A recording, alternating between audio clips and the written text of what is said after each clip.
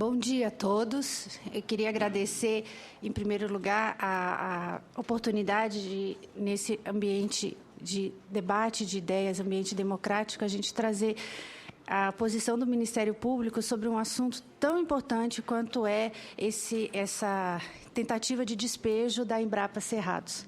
A nossa preocupação maior, como promotoria de meio ambiente, é que essa área de Planaltina, DF, é uma área tradicionalmente conhecida por ser o berço das águas do Brasil. Por isso que a gente tem ali a Estação de Águas Emendadas. Ao mesmo tempo que é um orgulho para o Distrito Federal nós sermos, né, o berço das águas do Brasil, também é um problema para a comunidade que vive ali, porque como é área de nascentes, a disponibilidade hídrica é reduzida. E aí nós temos, desde os anos 90, dos anos 80, um contínuo adensamento, né, do que era antigamente conhecido como vila agroagrícola, né, ou áreas tradicionalmente rurais de Planaltina. Esse adensamento ele foi trazendo problemas que aqui o nosso secretário de Habitação, tenho certeza, a Terra Cap vai poder até falar um pouquinho melhor sobre o adensamento de toda essa área. O problema do adensamento, do ponto de vista da Promotoria de Defesa de Meio Ambiente e Patrimônio Cultural, é a questão de prover a essa população de água e esgoto. A água, como aqui os técnicos presentes sabem melhor que eu, ela é finita. Então, por mais que a gente consiga fazer adutoras, bombear, soluções de engenharia maravilhosas, essa água vai ter um custo cada vez maior. E esse custo ele pode ser reduzido através do uso racional e respeitar o perfil, respeitar a característica da área. O que funciona agora lá é que a Embrapa hoje ela trabalha como quase um trampolim ali de biodiversidade para a área de Águas Emendadas, Parque Nacional e a Reserva da Contagem. Quando a gente tem esses espaços livres, a gente consegue facilitar não só o andamento de fauna, de flora, mas a gente também consegue garantir um pouquinho de qualidade ambiental, que vai repercutir nas nascentes, que vão garantir o abastecimento de água.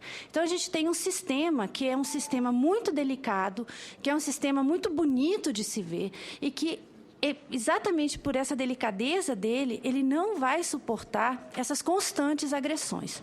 Tanto não vai suportar que nós já temos dentro do histórico da CAESB, que é a nossa companhia de saneamento do Distrito Federal, responsável pelo abastecimento de água, históricos de encerramentos de captações de água nessa região.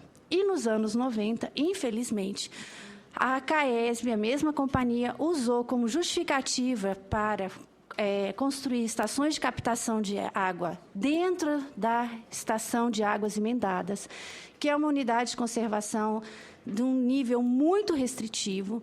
Ela construiu 2 estações sobre o argumento de que não se podia, na capital da República, faltar água em Planaltina. Isso foi discutido longamente e como o uso humano ele tem prevalência sobre qualquer outro uso, até hoje nós temos lá as captações funcionando dentro de Águas Emendadas, sem que a nossa companhia de água pague qualquer serviço ambiental para Águas Emendadas. Então, a gente continua tendo uma visão arcaica de que a água é fácil, a água vem de qualquer lugar e a gente não precisa pagar por ela.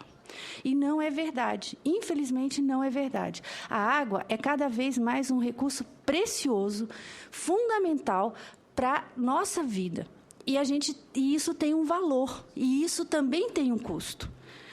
O que nós estamos fazendo é desprezar o valor da água e o custo dessa água, adensando uma região que tem problemas hídricos. Planaltina vivia, periodicamente, nos anos 90 e no início de 2000, racionamento de água. Nós ainda temos carros-pipas abastecendo parte de Planaltina. A gente ainda tem esgoto a céu aberto em Planaltina. Ou seja, a gente tem problemas graves ali ambientais relacionados à água e esgoto que não foram solucionados. Agora, adensar essa área com mais 20 mil, 10 mil, 15 mil, o número que seja, é fechar os olhos para os problemas que esses cidadãos já enfrentam todos os dias, né, e criar uma nova área de demanda. Então, como é que a gente cria novas demandas se a gente já tem uma situação de limite? Essa é a nossa preocupação com a questão dos novos parcelamentos, novos assentamentos nessa área específica. A questão dos moradores de aluguel, aqui no Distrito Federal, a gente tem uma experiência que eu acho que a gente não pode esquecer, né? A história, ela é um grande professor, mas também é um professor, presidente, que pode ser muito rigoroso quando a gente não aprende direito. E ele mostrou aqui no Distrito Federal, e está aqui na beira da gente, para qualquer um ver, o que é a cidade administrativa hoje do Itapuã. Ela foi um movimento social que nasceu pelos moradores de aluguel. Então, a gente tem toda uma cidade criada para moradores de aluguel e que, aparentemente, não resolveu e não vai resolver, porque essa é uma demanda, esse é um círculo infinito. São Paulo, hoje, né, segundo informações governamentais, diz que tem 25% de demanda de moradia. Tá? Pelo menos 25% de demanda de moradia. Então, não é buscar a solução mais fácil que vai resolver o nosso problema. Nós temos que buscar a melhor solução. A nossa responsabilidade aqui é nós estamos na capital da República e nós temos o dever de, pelo menos aqui, fazer um trabalho bem feito. Nós temos, acho que, o maior índice de doutores, mestres e conhecedores que dão esse aporte, que fazem essa discussão toda, mas não basta a ciência, a tecnologia está aqui de um lado, se os tomadores de decisão, que é o nosso executivo, não escuta e não segue esse caminho. E aí a gente entra no segundo ponto, que também é de grande interesse da promotoria do Distrito Federal, que é a questão da representatividade da Embrapa Cerrados como patrimônio cultural. Tá?